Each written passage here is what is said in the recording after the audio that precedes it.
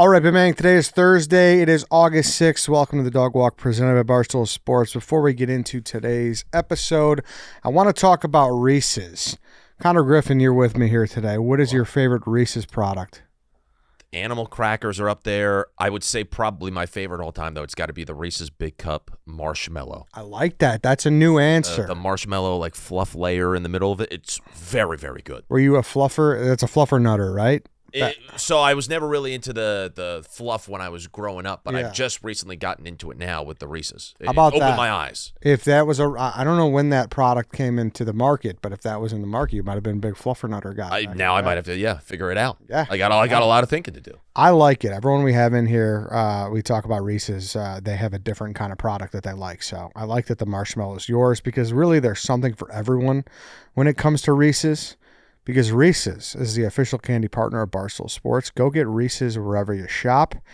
Their product line, what they're able to do and just make everything awesome outside of the OG is pretty incredible. Mm-hmm. So I also think when it comes to like the sponsors we have here at Barstool, the fact that we have Reese's as the official candy sponsor, so cool. Yeah. One of the coolest. When I heard that news, I was, this is awesome. very elite. Yeah. Very elite. Also, guys, Stella Blue with Stella Blue coffee, ready to drink canned lattes. You can taste the difference and make a difference.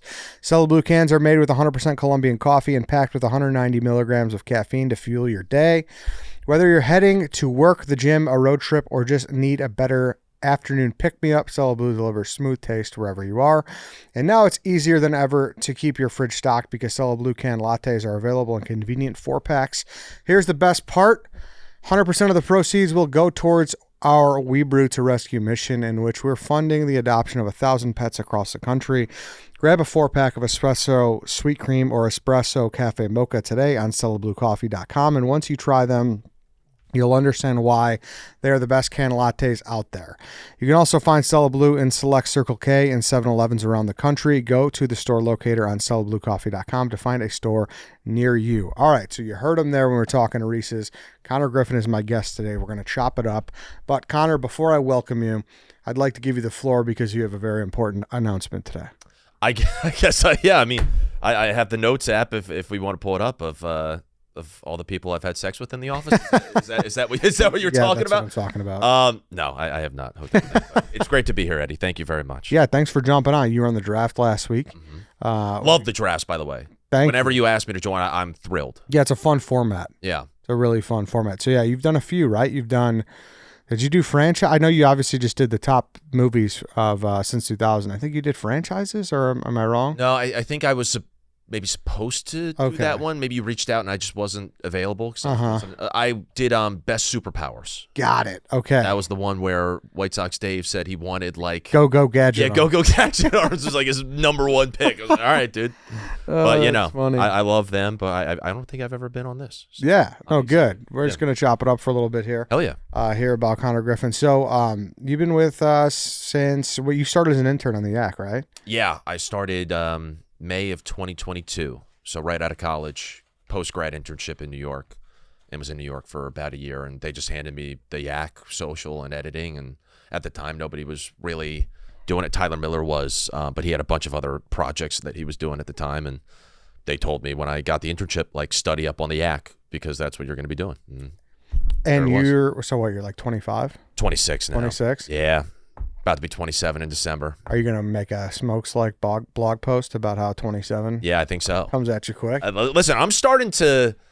I think Smokes is starting to become like a wise man in this office. I think a lot of people are starting to realize, Nicky Smokes actually has some valid points, and the 27 thing maybe. Yeah, maybe I'll get to that. Yeah. Interesting to say that. I love Nicky Smokes, and he does have some valid points, obviously. Yeah. But a wise man. I mean, maybe someday. Maybe. I'm just giving him shit. Yeah. Were you a Yak fan before you jumped in or no? So that was the thing. No, the Yak was not on my radar a whole bunch. And then it wasn't until, the previous 2 weeks to when I got the internship, it was like, okay, well, I better study up and I better start watching the show and I better get familiar with the characters and everything like that. I was a very late stoolie. I really didn't fully even get into Barstool until COVID. Just because, I grew up in the traditional world of, watching cable television and ESPN and Fox Sports and all this type of stuff. And then when all of that shit hit the fan in 2020 and there were no sports, which was really the only thing I watched, I was like, well, let's see what's going on the internet. And while all these other networks and all these other companies were going down the drain because they had nothing to talk about and nothing to broadcast, I turned to Barstool and it's like, holy shit, yeah, Dave's doing the unboxings. There's the Call Her Daddy drama. There's Coach Doug's. Like, there's all sorts of like flourishing content from Barstool. And then it was later on, when I got the internship where I was finally introduced to the Yak. And then at that point on, I was watching the Yak. Yeah, I did over 400, 500 episodes of the Yak, just working as the intern, leading into a full-time role where I was just running the socials and then, editing all the clips every single day. Yeah, like running around like a maniac, really. Like, yeah, well, because also when I took over as the person running the brand on social, the show was only an hour. It was getting decent views, but now it's getting over 100,000 views easily a day. Getting decent views. They'd have a couple ads on the show, and then it quickly transformed because right before I got to Barstool was the first case race. And I think the first case race is what really took it to like, oh my God. Yeah, exactly. And then Shane Gillis is hopping on the next one. It's this massive thing. So I got there like right as the show started to really explode, and then it became a 2-hour show, and then it's getting all the ads, and then it's getting all this type of attention. And thankfully, I was kind of able to ride the wave of that when it came to promoting the show on social and kind of just doing whatever I could to help out the brand. But the brand already was so strong, and I just kind of stumbled into a really lucky spot. Yeah, but I think like the connotation was like obviously you do a lot of our announcing stuff here, and then you're on mostly sports as well. But I don't think people realized the hustling and bustling you were doing for that show behind the scenes. Yeah, well, because it was also... You seemed like the most stressed person from 12 to 2. I was very stressed. I was severely stressed because at the time too, like thankfully now I'm very happy. I'm no longer doing that side of the job. So technically, you have no attachment to them at all, right now. I'll help out whenever I can, and like the people who now run the show in terms of editing and social and all that type of stuff. If they have a question, like absolutely, they can come to me. But I'm not typically working on the Yak in any capacity in my day to day. But I still obviously keep tabs on the show. Like I love the show. Yeah. And it feels very weird. Like that was my day every single day from 12 to 2. I'm watching the Yak. Yeah. So I still like to be tangentially attached to whatever is going on. But now there's a really good team in place. When I was there, it was kind of just me in New York, and it was okay. Like we got to, as soon as the episode is over, like that's when the work begins, and then it's like editing all the clips. Also at the time, I was editing $1 million worth of game. Which is I'm not the demographic for, that. You don't say. No, yeah. I was even told when they handed me the job, they're like, hey, listen, you're probably not going to like this. The only thing that correlates there is that you're a Philly sports Exactly. fan. Yeah. And I obviously have massive respect for Wallow and Gilly and the brand. For sure. Built and the fact that they are big-time Eagles. Yeah. So I appreciated that. Are you from Philly too? I am not from Philadelphia. Okay. People get mad if you say that you are from Philadelphia, and I would never say that I am from Philadelphia. I am one of the classic outside of Philly guys. I like that. I respect that. Well, it's same like if somebody is from like Naperville and they say they're from Chicago, I imagine that they'd probably get some pushback. Yeah. That's huge here, dude. Because my dad is from legit inner city Philadelphia. I am not. I was a suburbs kid. So I am a Philadelphia suburbs, greater Philadelphia area guy, not a Philly guy. So your dad would probably kick your ass if you said that. Oh, he told me all the time when I was growing up. He's like, yeah, listen, why would you ever say that you're from like you are not from Philadelphia? Because there is a big difference. But I obviously still root for the Philly sports teams. And then when I moved down to Charleston, South Carolina in high school, I just stuck with all the Philly teams, and everybody around high school was like, who the fuck is this kid who's just walking around in an old Donovan McNabb jersey? Like, what is he doing? Yeah. So how far were you from, like, if you went to the link, like, what was, like? Well, without traffic, probably 35, 40 minutes. Okay. With traffic, it could be pretty tough. But. And sorry, what's the suburb you said? I'm originally from, like, Horsham, North Wales area. Which is in Montgomery County, right next to Delaware County. So would that still be like considered like Philadelphia area? Somewhat. People typically say Delco, Delaware County is like the edge of it. But yeah, I always just kind of said, I'm around Philadelphia. Is that in Delco? Horsham? No, that's Montgomery County. Okay, gotcha. Yeah. So there's Montgomery County, there's Bucks County, there's Delaware County. But yeah, I was in Montco. So Gotcha. yeah. Okay. But I still tried to get down to. Granted, I wasn't in charge at the time. My parents were in charge, but I would always be asking them, like, can we go down to the games? Like, can we go down to the complex? Because there's all the stadiums right there. Flyers, Sixers, Phillies, Eagles. And went to a shit ton of Phillies games growing up and a bunch of Flyers games. Flyers playoff games are electric, and I'm so glad that the Flyers are back in it this year. And, yeah, it was just a blast. So, love living there. Yeah, no, that's awesome. And like I said, I appreciate that you just big distinction. Distinct, yeah, for sure. Now and also like a big move of you not doing the act anymore is that you went full-time content, correct? Yeah. So what was that process like? It was really just trying to define what I wanted the schedule to look like day to day. Was it did you bring that up? Or no, it had been talked about because, I was a social producer when I first got here and for the first 3 years I was here at the company. And I fell under the production side of the company. And whenever I would meet with the heads of production and we're going over my workload, they're like, hey, man, like you got a lot of stuff that's going on right now. Like, do you need help? Like, is this what you want to be doing? Like, moving forward. And it was kind of brought up. They're like, well, you're on Mostly Sports now and you're doing all the announcing and you're on these streams and all the yada, yada, yada. They're like, if you wanted, like, would content be something that you would want to possibly get into? And I said, yeah, actually, I think that would be more in line with, I think, what I would want my trajectory to look like. I remember when I first got here to this office, I had a meeting with Big Cat and he was like, write out all the stuff that you do in a day. And then I'll evaluate it and we could see where we can maybe lighten the load of what you're doing. And he got back to me after I gave him the letter, just the write-up, and he was like, dude, like, there is not enough hours in the day for this. Like, this is crazy. Because at the time, too, I was also helping to run the Mostly Sports social when we were getting that started and doing a bunch of stuff for the brand there and trying to get that up and running. So it was like Mostly and Yak, and then I was still doing like the streams and the announcing, all that type of stuff.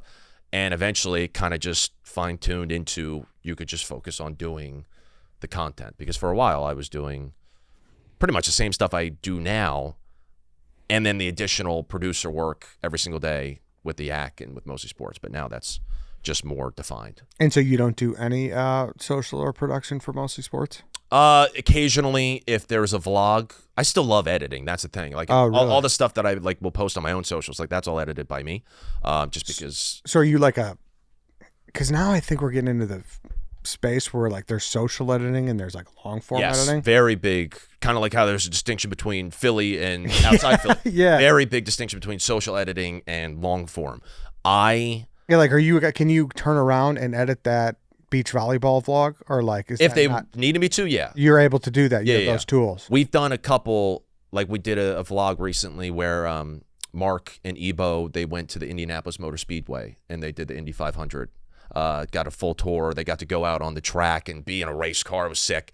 Like, I edited that vlog because at the time Cody was in Buffalo for his wedding and we needed somebody to put it together. We didn't have Braun yet, our intern, or maybe we did, but I think we did, but maybe he just wasn't fully ready. We didn't want to throw that on him.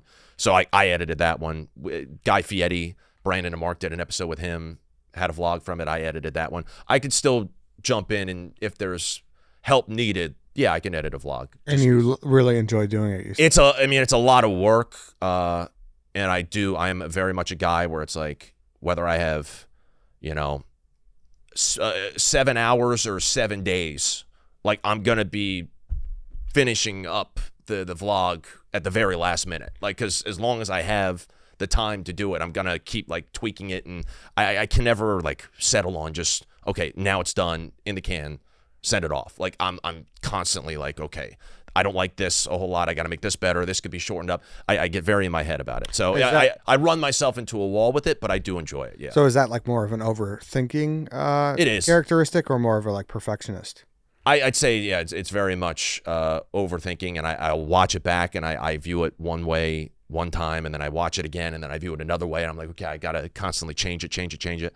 But I like editing the vlogs because I do like the long form stuff, especially in this world where everything has gone so short form. I'm like, I still think there's a lot of cool stuff that you could do in the long form game and Yeah. try and hold people's attention a little bit more. But yeah, I say I like editing them, and then I get to pulling an all-nighter the night before it's supposed to be posted, and I'm like, I'm like kicking myself that I took this on.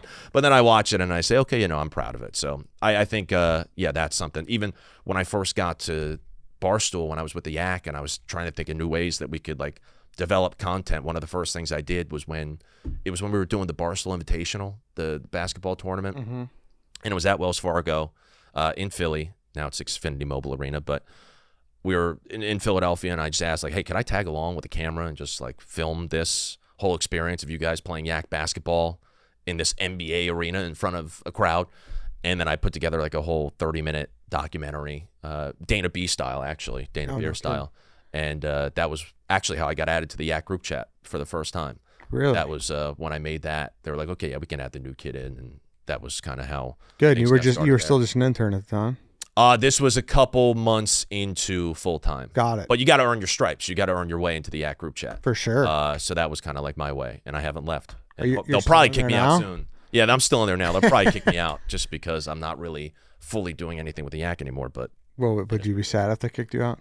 it'd be, yeah, like the end of an era in a way. Because I do love the Yak, and it's obviously like a very successful show, makes a ton of money for the company. And that was one of the big things I was going back and forth with when it came to the move to content. Because, yeah, there were people higher up in the food chain who were telling me, like, listen, if you wanted to try it out with content, you could. Like, it's no problem. We could figure out a way to backfill your role and everything. But at the same time, I'm like, well, damn, like, yeah, the Yak is a very, very big show, and it's an honor to get to work on it every single day. But I just feel like when it comes to my personal growth at this company, trying something new and going down the route of content is, yeah, I think overall something that I think fit better. And I also felt like I'm at a point right now where it's not like I'm forcing it, you know, like somebody's telling me, hey, like, you can try this, it's fine. And I was like, okay, yeah, I'll try it out. So what's like the big things now? Obviously, I know you're calling a lot of things, so that's kind of big tentpole shit like mini golf or the BBL, Camp Barstool coming up, Camp Barstool, and then there's the After Darks that pop up. Yeah, that I've done a few of them with you. Yeah, that's one thing, and then it's just kind of being like a third kind of chair on Mostly Sports. Mostly, yeah. And then if they need anything, there have been times where, yeah, like Mark and Brandon, one of them will be out, and then it's okay, well, let's get somebody in here if nobody's available. Okay, Connor, you're on the desk. Trying to, think of new ways, new content to bring to that show. And then Wake Up Barstool every week if T-Bob's out. It's like, okay, Connor's, you know, gonna, hopefully, if I'm available, I can fill in for him. And yeah, it's trying to be as available as possible, trying to say yes to as many things as possible. That's where I got into the whole thing with Barstool Spring Break. It's like, okay, I don't think I'm good for the show at all, but like people are saying you should go. Okay, yeah, sure, I'll go. Like, we'll see what it's about.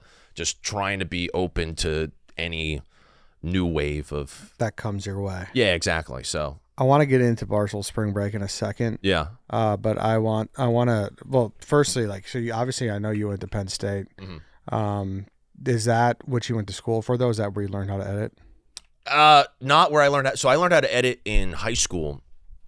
I was doing student news, and we would have to put together news packages and pieces that would air on the news every week that would go out to the entire school. So I was an anchor, I was a reporter, very nerdy stuff. I'd go to like journalism conferences and all that type of stuff. And then it carried over into college, where then I was studying broadcast journalism.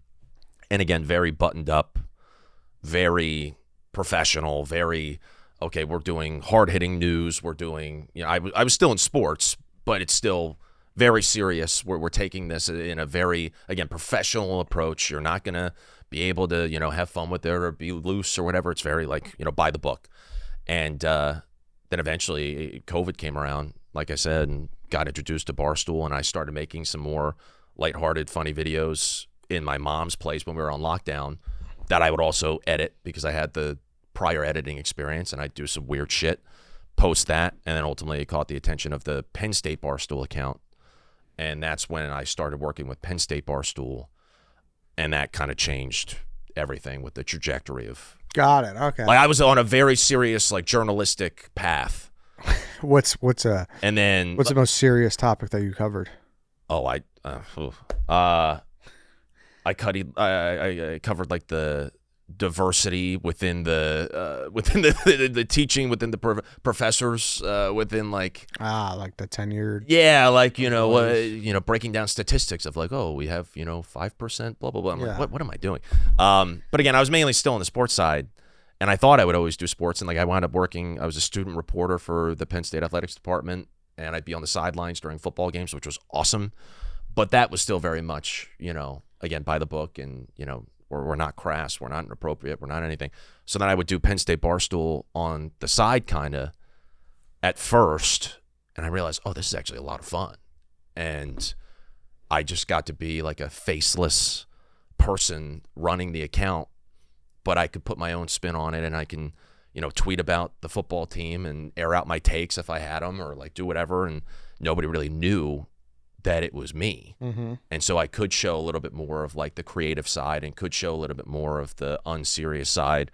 And by the time I was in my senior year, that was really my main thing, was Penn State Barstool. And I still did the professional like news. I was doing the student news for Penn State. I was on the student radio station. I was the reporter for Penn State athletics, which was a blast. But Penn State Barstool became my main thing. And then that's ultimately how I got the internship, was because that was kind of like a farm system at the time. And there was a Penn State pipeline. We still have it a little bit, but Derek Schumann, Okay. I don't know if I know Derek. You know him, but Derek Schumann was the guy who started Penn State Barstool, and then passed it off to Tyler Miller and Dev DeAndrea. Then they passed it off to Hannah Fagerston, who's another one of our social people in New York. I got it after that with my buddy Mason, and then it went to Peyton Fremer. Damn, that's a bigger pipeline than I thought. Yeah, it was like 5 or 6 people straight who shit. wound up going from Penn State Barstool to Barstool HQ. What happened to Mason? Mason chose a different career path. Okay. Yeah. He got an actual job. I was gonna say, I feel bad for old Mason. No, he got an actual. I think he might have been looking to possibly intern with Spit and Chicklets. And then he was like, yeah, actually, no, I think I'm going to go the more standard route. Traditional route. And he's having a great time. So good. Shout out Mason. Okay, so makes sense. So then you're kind of doing the legitimate side, and then you turn to the Barstool side, and you like that more. And it would not have happened if not for COVID. Did people know you were doing the Barstool thing? I feel like I kept it a secret. Yeah, they for probably a while. wouldn't have. They probably would have looked down on you a little bit. Oh yeah, occasionally I put my face on the brand account if it was like making a TikTok or a video or whatever the case was that required a face to be on there. Or if I thought it was funny and benign and like, who gives a shit, whatever. But yeah, Penn State for a long time, mainly because of Dave, not White Sox Dave Portnoy, calling out the dean of communications at Penn State. I don't know if you remember that story. I do. He talked shit about Nardini or something. Wasn't that so thing? The dean, it was, I don't want to bring it back up, but our dean was, she said in like an NBC News article that Barstool was like hyper masculine and like sexually aggressive or something. Hyper masculine, I think, was definitely in there. I can't remember what the other term was. And then Dave just, went off on her. Mm-hmm. And so I don't think Barstool would have been welcome on that campus to begin with. But after that, yeah, there was definitely an administration against Barstool type of rivalry. And so I was kind of lock and key about my involvement with Penn State Barstool at first. And then gradually, like some of my professors started finding out that I was helping to run the account. And then senior year, I was with Mason kind of running the account fully. And they did not like that a whole lot. I think things have changed, though. I think we're more welcome. But yeah, we'll see. Was James Franklin nice to you? I never actually did I formally meet him? No. I shook his hand or like gave him a fist bump on the sidelines, but we never got a chance to talk. I did just meet Matt Campbell. Okay. And I was, so nervous meeting Matt Campbell, but we had a nice little chat, and that was great. I was a big Matt Campbell guy at Iowa State. Yeah. Back I was early. Like I'm talking like when his first couple of years there, and then obviously he became the hot name, and did well. But then I don't know, he lost a lot of steam. So I'm interested to see how the hire goes over. Yeah. I know he's a great coach. Mm-hmm. Like, I think you guys should be happy to have him. I think you are happy to have him. Very happy to have him, especially considering how late in the process it was. In the whole, hiring party, and we're in the news where we almost got Kalani Sitake from BYU, but then Crumble Cookies gets involved, and they're backing Sitake to keep him at BYU. It's a whole mess. We were a laughing stock of the sport, and then we find a way to get Matt Campbell that late in the game. Was awesome. So big fan of Matt Campbell. It was great to meet him. I totally stumbled over my words like so many times, just like I don't know what to say to him. Yeah. I was trying to give him advice. I was like what? Like, I don't know what to say. Why am I doing this? Yeah. But it worked out okay, and then I'll be going September 5th. I just booked my flight. I'll be going to the first game of the Matt Campbell era at Penn State. Well, let's go. Who do they play? Marshall. Oh, okay. It's all right. Yeah, it's a cupcake scrimmage game. Yeah.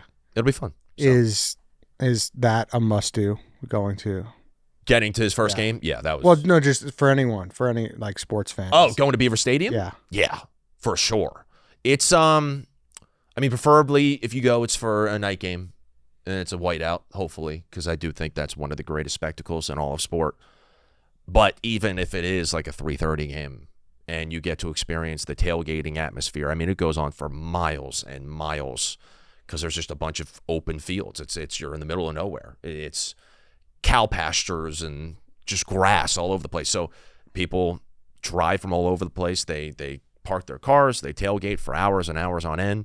Obviously, there are a bunch of colleges that do that, but once you see it in person, it is just a sight to behold. And then you get in the stadium. It's one of the biggest stadiums in the world. I think this year, actually, we renovated the stadium. It's going to be the biggest stadium in college football. Temporarily, it is going to surpass the Big House. Why temporarily? Because we're in the middle of this whole addition to the west side of the stadium. It's going through renovations and all sorts of stuff. And the seating that will be put in place for this year, I don't know if it's going to stay, will technically put us over Michigan.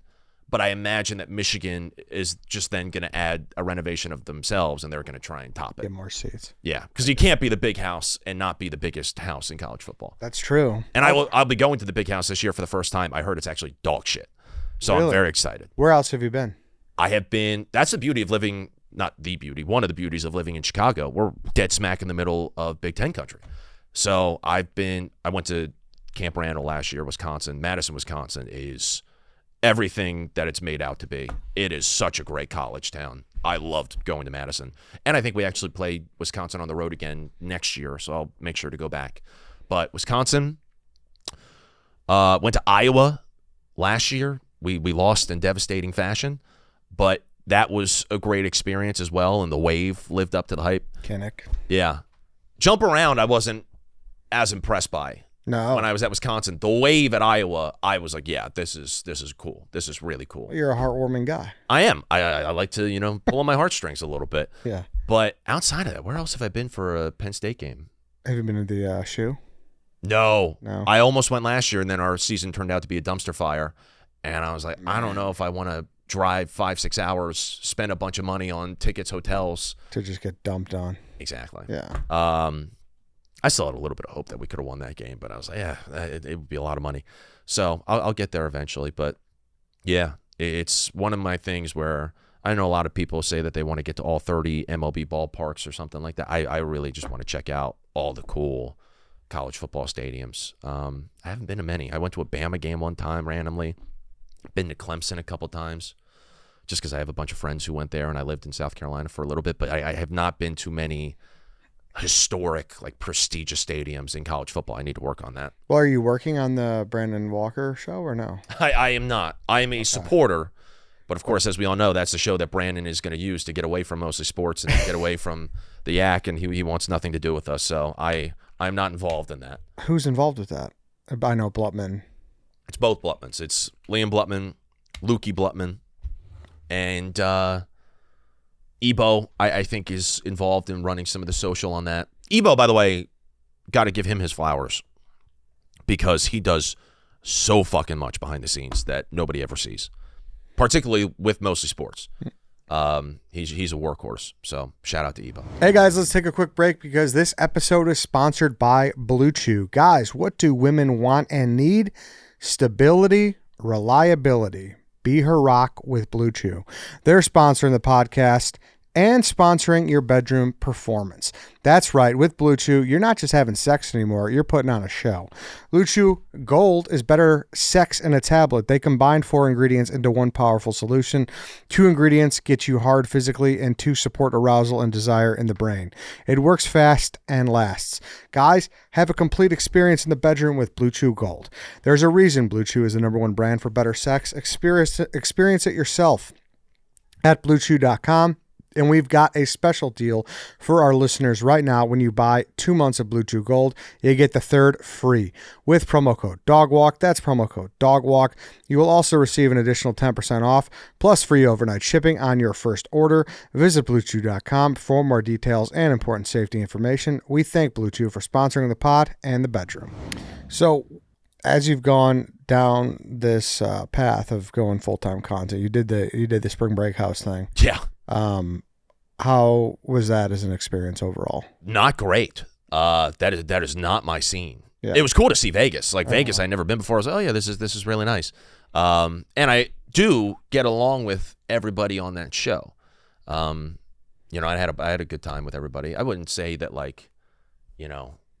it was that successful of a trip for me.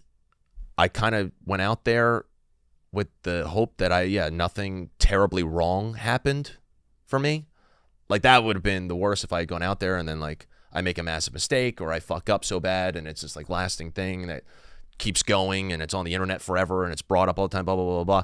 So I went out with a little bit of a safe approach and I was like, hey, if it means that I'm a little bit boring, fine, whatever, I'll deal with it, but it's better than, really fucking up, which I was just worried about all the time because the cameras literally are on you. But what would you have done that you fucked up? I don't know. Maybe I just get way too drunk one night. Maybe I do wind up saying, yeah, fuck it, I'll have sex with somebody on camera and that'll be documented forever. That was the last thing I wanted. And I know a lot of the fans, obviously, they turn to the show for stuff like that, for it to get messy. But I don't think I'm really a messy guy. And I'm also, as we've seen in the office the past couple of days, I'm not really involved in any of the drama and the inner office hookups. I try and stay away from that. So I knew going in, I was like, yeah, this really isn't my scene, but there are a lot of people pushing for me to go. And, then Dave tweets about it hey, listen, nothing's stopping you from getting out to Vegas, whatever. And I was like, okay, yeah, I'm in no spot to turn it down. Let me go check it out. And, it turned into this big thing where I know within our mostly universe, people were mad, and I'm like, I don't know what to tell you. I'm really sorry. I wish I could have contributed more, but again, that's not really my role. That's not really my scene out there. And from what I understand, you were, is it fair to say you took it kind of hard? How I took the fallout came? Not necessarily from the fan. The fans is fine. That's totally fine. It was more so just that Mark and I kind of went back and forth because Mark was like, well, you went all the way out there and you did nothing. And it was really disappointing. I'm like, well, I mean, I don't know. We still got the main thing was the Rochelle storyline, the Rochelle Ryan. Yeah. Oh, you got to go out there. You got to, see the porn star. You got to go fuck the porn star, blah, blah, blah, blah, blah. Love Rochelle, by the way. She is awesome. Yeah, she's great. But at the same time, I'm like, well, that's not really what I want to do. It's a tough spot to be in. And I did kind of bring some of it upon myself, but I think everybody within our universe knew that this was an uncomfortable spot to put me in. Where I'm like, yeah, I don't know how exactly to play this.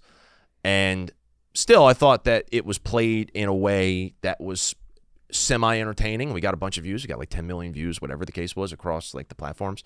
But at the end of it, I was not going to hook up with her. I was not going to do anything that was possibly going to cause problems in my own personal life. And so, that was where Mark kind of had some pushback where he's like, well, okay, if you're not going to have sex with her, then you could make it a little bit more entertaining than it was. And we had this whole back and forth and everything. And that I took kind of hard just because it was from Mark. But otherwise, any of the fans who say, I still get people coming up to me and saying, bro, Rochelle Ryan, why didn't you bang her, bro? Like, blah, blah, blah, blah, blah. Yeah. But that I don't care about. But Did that strain your relationship with Mark, or you guys? Yeah. no. I think throughout the years on Mostly Sports, like Mark and I have had some arguments. Brandon and I have had some arguments, whatever the case is. For the most part, it all dissipates and we're all good. Like and we talked before about like certain things that I might have an issue with or whatever the case is, but it all gets resolved. And that's the beauty of it, is that we are with each other every single day. Yeah. I'm in a spot where, I can kind of get made fun of here and there. Like they'll take shots and they'll, want me to do like dumb stuff or whatever, and I can roll with it. But then there are some times where maybe it goes a little too far, and then I talk with them and we're all good. So it's, I think there are times where we have this inner, I guess, show, not drama, just disagreements. But that's bound to happen when you're with each other every single day. And the beauty of why the show has worked, in my opinion, is because we're able to find a way past that. And if we do have a little bit of a back and forth on air, we do have a back and forth off air, it's settled. And we realize, hey, we still love each other. We still love doing the show with each other. And we can move past it. And it's totally fine. And now we know moving forward, like, we're all good. Just be a little bit more cognizant of what happened and how we can prevent it from happening again on everybody's end. Was that the biggest one? We had a little bit of a blow up at Camp Barstool last year. Mainly it was a bunch of stuff that I kind of accumulated. The big thing on the show is that when it comes to football season, I'm an easy target because I'm a Philly fan. I don't think I'm an asshole Philly fan. But, no, not at all. But they like to stir it up as if, yes, I am an asshole Philly fan. And then on top of that, Penn State has had these massive expectations the past couple of years, specifically last year where a lot of people were picking them to win the national championship. So when that falls through, and when the Eagles have a stinker of a season like they did last year relatively, like I'm an easy target. They're going to make jokes. They're going to, shit on me. It's going to turn into a make fun of Connor episode on a Monday when Penn State and the Eagles both lose. Like, I get that. Summer typically is where, I can hopefully get some of my wins. I'm going to take a lot of losses in football season. I want the summer to be more laid back and chill. And there was just a mountain of stuff that had kind of accrued last summer where I felt like, I'm not really getting a whole lot of W's. I'm mainly taking a lot of L's, and I know it's going to get even worse when football season rolls around. And then, they tried to actually, White Sox Dave tried to throw me in a lake during Camp Barstool last year after they had sent me off to, like, go catch a fish for the entire show. And I was like, all right, like, I guess I'll go try and catch a fish. Mm-hmm. And then they were like, oh, this isn't entertaining. Like, let's get White Sox Dave to throw him in the lake. I'm like, well, that's now I have a problem. So that was the whole thing that we had last year. But we moved past it, and that was probably the big talk that we had, where I was like, hey, listen, like the role I have on the show, I don't know exactly if this is where I want it to be. And then we talked about it, and it's been fine totally since. Did he throw you in, though, or no? No, I stopped him. And I stormed off. Oh. And I was like, this is crazy. And then did you guys get into it on air, or was that? I was like, kind of like, hey, listen, we could talk about it off air. But I was in a pissy mood. I was like, this is, And not then the right. conversation off air was what the heated one was? Not heated, but it was just like, listen, I don't love this and how things have kind of progressed. And then we course corrected, and it's been totally fine. And I think the show right now is, considering there's really like nothing to talk about since it's summertime and everything, I think the show right now is in a really, really good spot. We've had great numbers this summer. We've had like so much fun on that show, and there have been so many great moments. And now going into football season, I think the show is really going to take another notch up, and I'm hoping you also see it in the views where we could really like start to hit our stride here, and like this could really be a good time to capitalize. So everything is totally fine, and I love those boys. Is that your favorite thing you do, or do you like calling games? Oh, it's mostly sports. Yeah. By far, huh? Yeah, just because I don't know. Every show is different, and you never know where we're going to go. And I do really like the vibe. First of all, the chemistry that Brandon and Mark have with each other is off the charts. And getting to witness them do their thing every single day at the desk is great.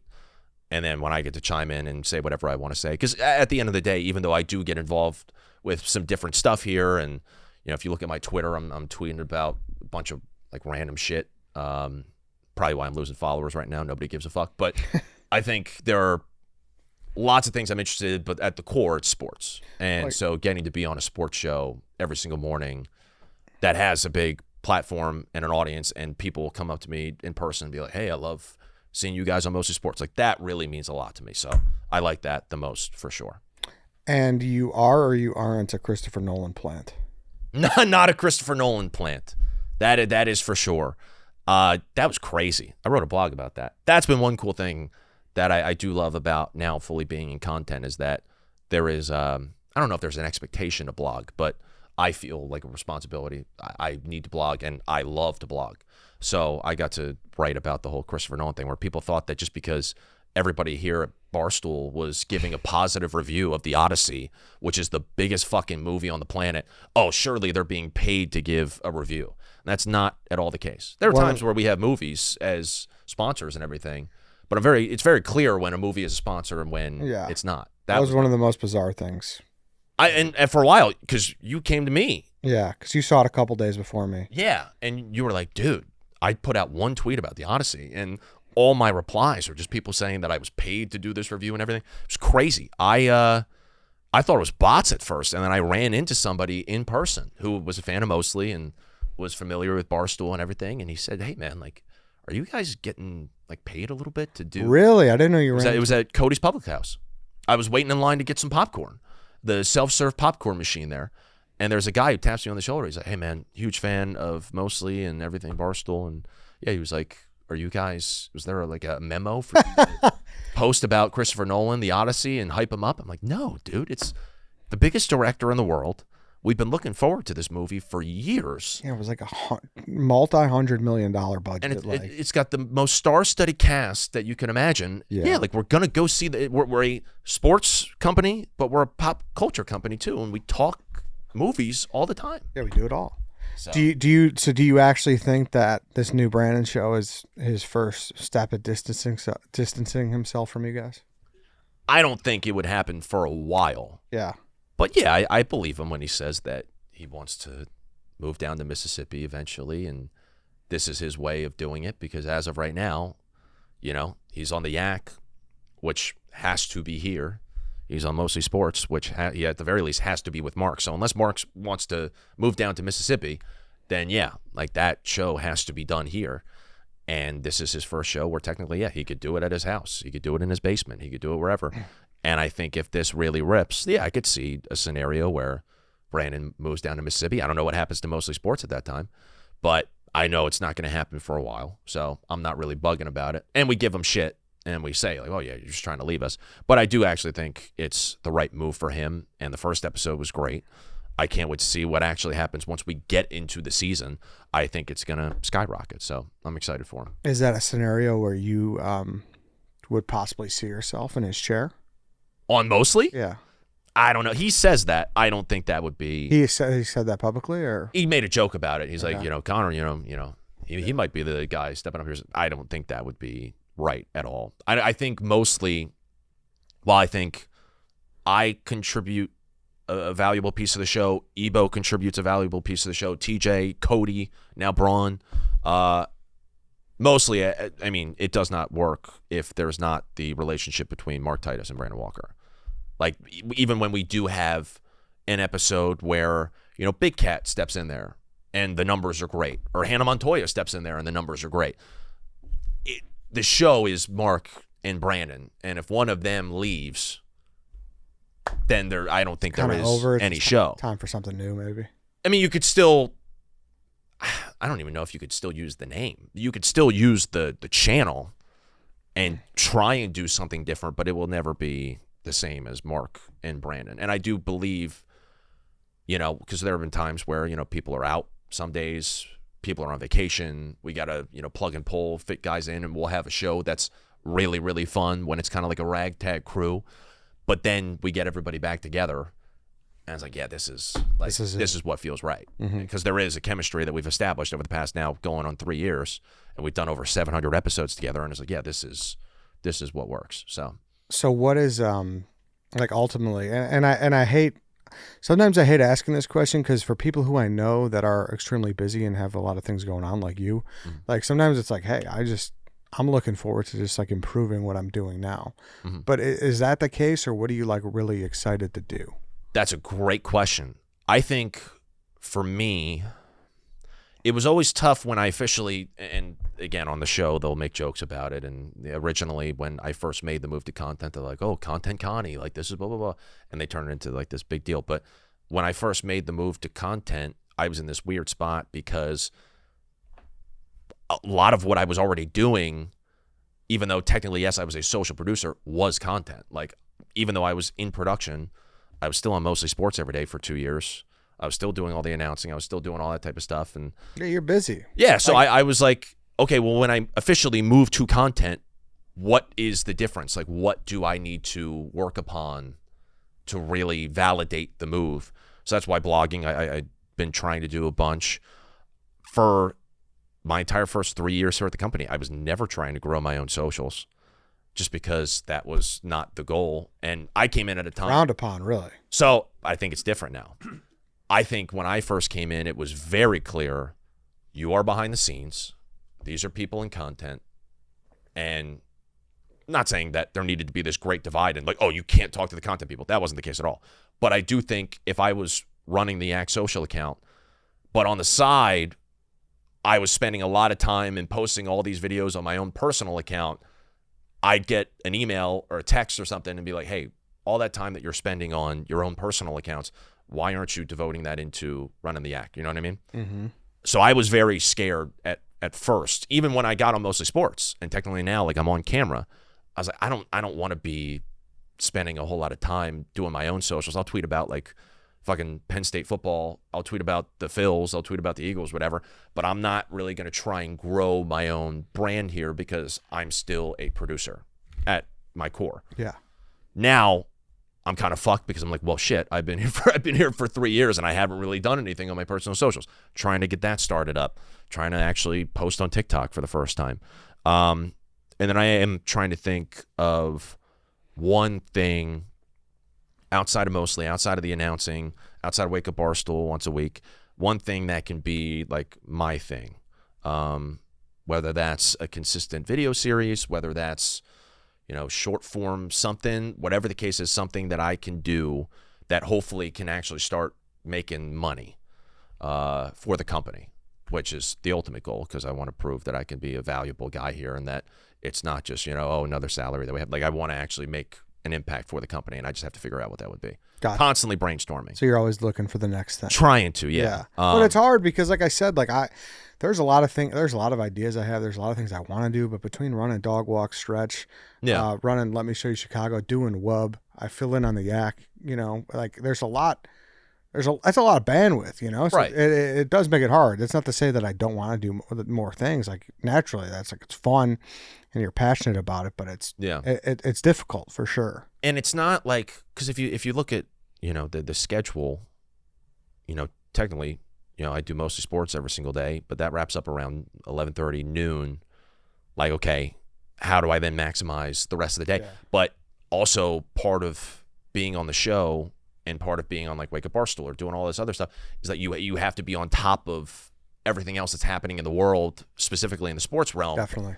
And so like I'm trying to like study up on that, and it does kind of sometimes I think get in the way of me, which I need to work on a better balance of it, but it does kind of step in the way of me trying to do new things because I'm like I have to make sure that you're doing what I'm doing currently. I'm doing the best that I can. For sure. So that's kind of where I get tripped up too, even during like the World Cup. I don't like soccer. Like I don't like soccer, but I know it's the only thing going on right now, and Mostly Sports is every single day.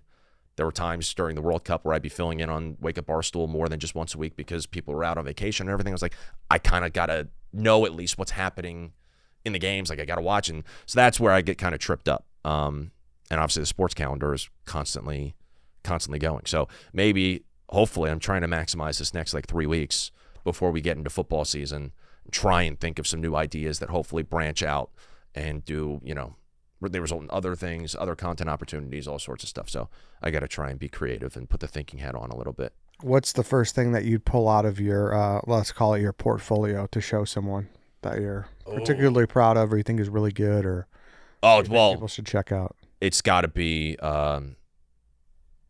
this goes back to technically when I wasn't like a full-time content guy. The thing I'm most proud of at this company is the first Star Wars murder mystery on Mostly Sports. I thought that's what you would say. The first Star Wars murder mystery on Mostly Sports. I got to check it out. I'm not a Star Wars guy. Does that matter? Not necessarily, no. Okay. Because it's goofy enough, and like Big Cat and Brandon and Mark and Ebo Teacher, they're all so funny in those episodes, and they ad-lib and they improv and they do some fun stuff in there that I think makes it worth it for anybody. But that was something that, I was really, really nervous about. And that was still relatively early on in the show's history where, I didn't know how it was going to work. I didn't know if the audience was going to be receptive to it and everything. I was still new to the audience. Like, they knew me a little bit, but not a whole lot. And then, we put together this whole Star Wars murder mystery episode that I got 45 minutes of sleep, maybe an hour before that happened, and then I immediately went to the office at 4 or 5 o'clock in the morning. It was just like trying to lay all that out before the show started, and I was petrified that it was going to be a disaster. And then it turned out to be this huge success. It turned out to be like one of the biggest episodes we ever had, and it was like, okay, now I got to do this every year, and we'll turn it into a thing on the show. But we only do it as a thing on the show every year because that first year, thankfully, went as well as it did. That was also the same day that KB fit himself in the balloon. That was a crazy Friday where, I You're probably just dog tired. Yeah. You got to clip that. Well, because I was still running the Yak at that time. I was like, oh, wow, this is, 2 bangers back to back. We have the Mostly Sports murder mystery, and then we have KB fitting in the balloon. And it was one of those days where I look back on it, and I'm like, that's a day where I cannot believe this is my job. Like, this is a wild job, but a fun job. And one that I am so grateful for, where I could be super creative and people trust me to run an entire episode of the show I'm on. But then also I get to watch the Yak where they're just total, it's like you're at recess and they're just having a blast and they're just trying to think of the next dumb, idiotic thing they could do, but is ultimately hysterically funny. And that was a day that I'll always look back on, and a day that I'm very proud of, even though I had nothing to do with the balloon and everything. The Mostly Murder Mystery was the highlight of that's great my time here, I would say. But now just got to try and find the next thing. Always chasing the dragon. Always chasing the dragon. Just gotta stay creative and gotta stay brainstorming. And I write a bunch of shit in my notes app if an idea comes to me, and then just got to put the wheels into motion and try and get it done. So, for sure. Yeah. Is there because putting your personal life out there has also been kind of your thing as well. Yeah. Obviously you went through with the Rochelle stuff. I think there was going to be a Bachelor with you at one point. There was. Are you trying to scale back on that, or are you okay with it still? And another great question, because this is something that has also been lost in translation, I think.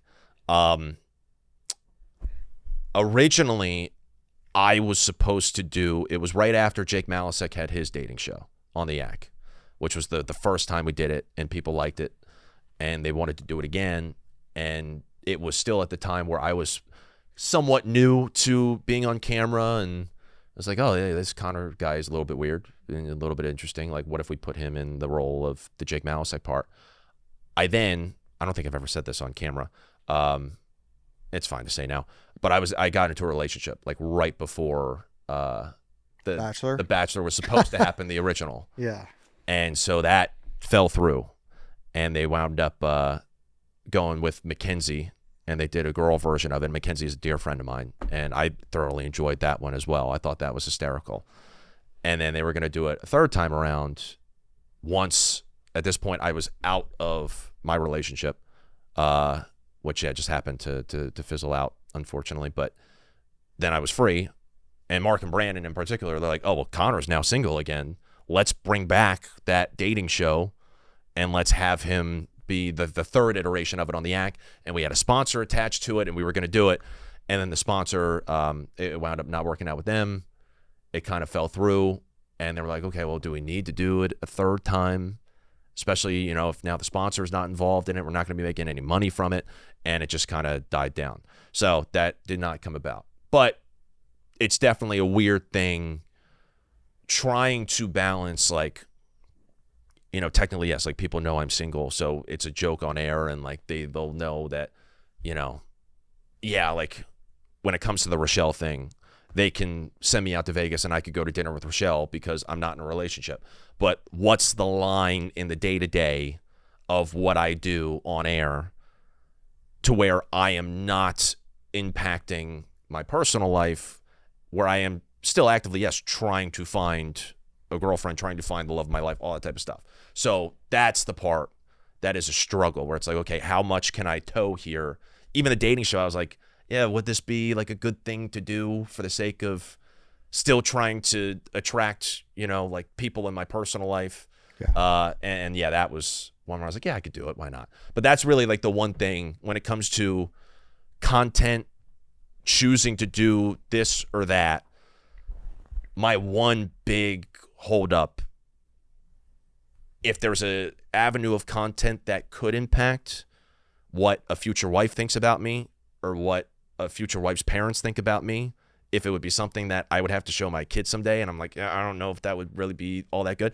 That is my only hold up, because there are some people who say, like, oh, he's too worried about like getting another job, or he's too worried about going back to like, you know, the actual professional sports journalism. But that is not a hold up at all. It's only like, yeah, if I am trying to get a girlfriend here, would she like what I'm doing? Yeah.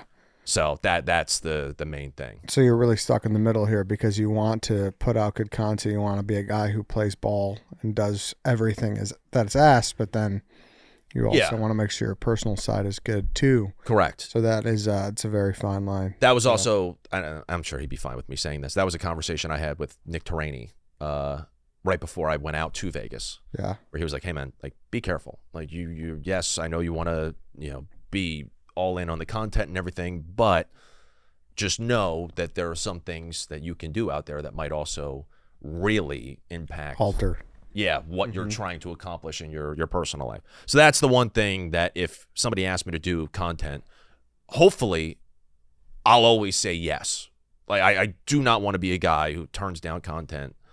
I want to be, you know, up for anything. But if it is something that does kind of trip me up in that realm of my life, then that could be a problem. My mom already, like, I've done so many things that my mom is like, why are you doing this? Like, this is like, unfortunately, Mom, that's never going to change. Like, I'm going to do stuff that my mom doesn't like. Yeah, because you would, I think some people would say you might come off as like a prude of some sort. Exactly, but I don't really agree with that. Like, I've done plenty of broadcasts with you, and like, you'll get into it. I've never gotten the vibe that you're like, oh, this guy's not selling this, or he's not getting into this because he wants another job.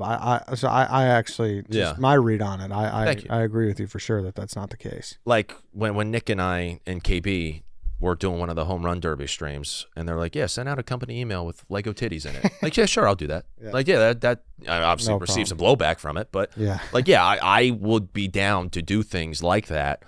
But when it comes to how it affects, you know, the personal side of things, and I'm not really, because you do present yourself as this very buttoned up guy, you know? Yeah, I guess I do. Yeah, like, you know, I don't know if it's your voice or if it's your maybe your nicely manicured beard, or I don't know what it is, but like, is that who you feel you are? Or I feel like but then you'll pop in with like a Tate McRae shirt, so like I have a really hard time reading you personally. I like being in that spot though where you cannot read me. I like being interested in a bunch of different things that people wouldn't expect. Yeah, but then I'm like, is this guy just putting on the Tate McRae shirt is he peacocking? I don't know. There are some things I will do that are performative. Like I always will make jokes about, you dyed your eyebrows. Well, that's not performative. That was legitimately I don't know. I want to look back. The eyebrows for years I've been teased, made fun of nonstop, dating back to when I was like a little kid, because people can never see my eyebrows. And then when I'm on camera every single day and you really can't see my eyebrows, I'm like, oh yeah, this really isn't a good look, and I want to change this. And there was a chance for me to change it, and I did. That was not performative, although the clip did do numbies, which I'll take. With my stuff that's performative, like when I make jokes about Angel Reese and how much I love her and the Chicago Sky and the WNBA. Like, yeah, that's performative. I don't watch the WNBA. But for the most part, if I'm doing something or saying something, I mean it. And especially when it comes to my sports takes, too. So, like this Olivia Rodrigo, like, what listener party, like that was for real. Just because I do, and okay, there are some people who obviously say, like, oh, yeah, this guy's gay. Like, this guy clearly, like, but no, I do enjoy her music. And so not gay, just not gay. Okay. There are a lot of people who say otherwise. Not gay. You just enjoy her. And yeah, but that's like, so the number one piece of advice I was told when I was little was, and I'm going to botch the exact phrasing of it, but it's like, the most interesting people are the ones who are interested, and the ones who do have a bunch of different interests, and the ones who do have a genuine curiosity and like to check out different things and like to, be really into sports, but also like some, different types of music, or like might be really into the arts, might be in whatever. And I like to kind of have my own sets of interests and sets of people I can talk to about those interests, and I kind of bop around and everything. It's just the way I kind of have always been. And so, yeah, when, I am on a sports show, but I also really want to fucking talk about, Star Wars and my fucking nerd side of things. Like, yeah, the people are like, what the fuck is this guy yapping about? And like, I don't know. That's just kind of who I am. But I don't know. It's just, I think people, especially at this company, want to put people into a box and like, oh, I knew you as this person when you first came into the company, and you need to stay that person for the entire time. And that's not who I am necessarily. And that also specifically pertains to appearance, because the first time somebody tries to do something with their look, it immediately is a topic on the yak. It gets shit on by everybody. Brandon Walker is the worst at that, by the way. Brandon Walker is like the ultimate fashion police. You cannot change a thing about yourself without Brandon saying, oh, what the fuck are you doing? What are you doing here? Yeah, you came in here your first day wearing a T-shirt and basketball shorts. Now you're wearing like nice jeans. What are you doing? And it's like that's what people do. They change. Let's do it before and after his fucking haircut to now. That too. Exactly. Hey, yeah.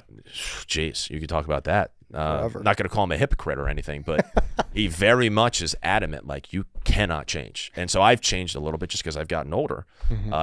I've done some stuff with the eyebrows. I've done some stuff with the hair, changed the wardrobe a little bit. A lot of that was because of women in my life.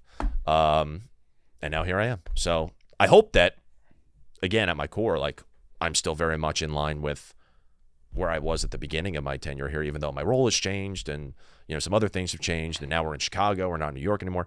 But the appearance-wise, there have definitely been some changes. With you saying that, we'll end this how we started it. So now we should expect to see you in a handkerchief anytime soon. Yeah, fucking Danny Conrad, I can't stand sitting next to that guy.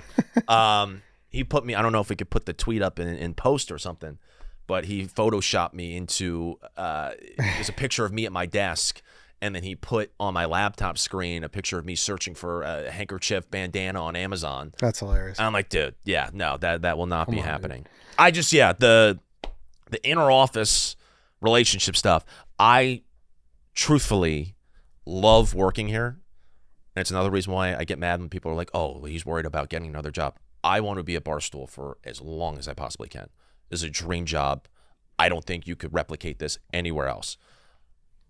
I love working here. I love being with everybody here. And I hope that I get along with everybody I encounter. There are some people I'm closer with than others, but I don't know if I have like a beef or like a rivalry here. I want to keep it that way. And yeah, sometimes the inner office relationships can tear that apart, cause some drama and the hookups and everything. So I stay out of it. I don't want any part of that. And if that means like, oh yeah, Connor's not down to get messy, hey, I'm not down to get messy. I'm fine with where I'm at, and I like coming to work every day. I like seeing everybody, and it's part of the reason why I get FOMO still when I miss a day of work. I have to miss a day Friday. I'm going to a wedding, and I'm pissed. I'm like, fuck, I'm gonna miss a Friday at Barstool Sports. It's the best. So, but I have to officiate the wedding. I'm very nervous about that. I feel like that's not the worst job. I feel like a best man speech is a little. You think? Yeah, because you're just kind of going off of paper, right? Yeah, but I guess you got to add a little flair in there too. I got to crack some jokes. Yeah. Still, like, I know a best man has to crack some jokes, but like I got to crack some jokes in the formal part of the ceremony. And I don't know, like, if I'm overstepping. I don't know if I don't know if I'm supposed to be making it about me. Like, I don't know what the deal. Like, definitely don't make it about you. Exactly. Like, I'm trying to figure out like what is the line, because like I did they get me to just stick by the book, or did they get me to, like, put some flair into it? I don't know. So I'm petrified about that. It's the first time I'm doing it, but that'll be Friday, and hopefully I come back and I didn't royally fuck up the special days, the biggest days of my two friends' lives. So we'll see.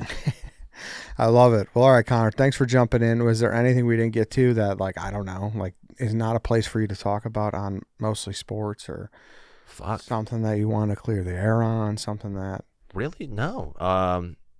I guess when it comes to clearing the air, everybody, when it comes out, go watch the beach volleyball vlog that we did in Manhattan Beach, because I think it's a little bit misconstrued, my physical, athletic acumen. And yes, the clip that did come out of me hitting the ball straight into the net over the weekend was a bad look. Yeah. But I think there's some other stuff in there that I'm excited for people to see, because that's the one thing that, I've been in some rough athletic moments here at this company. Yeah. And maybe it's just I feel very washed up, and I feel the need to prove myself that, like, no, like I was decent. I was decent in like middle school and high school and everything. I just I want people to see that, hopefully. So we'll see. Yeah, while we're here, I missed 13 straight free throws in front of Con Knipple, but no warm up. Yeah, there's no warm up. See, it's tough. That's the number one thing that I get irritated about at this company, is when it comes to, like, I remember we did the Juggernauts. We had a live stream of the last basketball game that we played in that Chicago Rec League, and I missed like 4 free throws. And I just get usually comments and people DMing me and everything. I don't really get fazed by them. That was one I got fazed by big time, because people are like, "Dude, you suck!" Like, and I gotta prove to these people that I'm a good athlete. Fucking dog shit. And that was my own doing. Me serving the ball into the net was my own doing. But I think you'll see in the rest of the vlog, it's okay, and that I used to be a good athlete. I'm nowhere near what I was, but I was decent, and I that's the one thing I wanted to clear up. Perfect. That might be very washed up. Yeah, like, so you were this good. fucking guy wants to, was good at one time. So I was state champion in basketball. Put that in your notes. That's nice. So that I'll brag about myself there to end the episode, and probably not the way that is best to end the episode, but that's all right. I just wanted to say I'm very washed up now, but there was a time. Connor, thank you, dude. Thank you, man. Appreciate you having me. That's it, everyone. Thank you for listening. Thank you for watching. We'll be back on Tuesday. We'll see you then.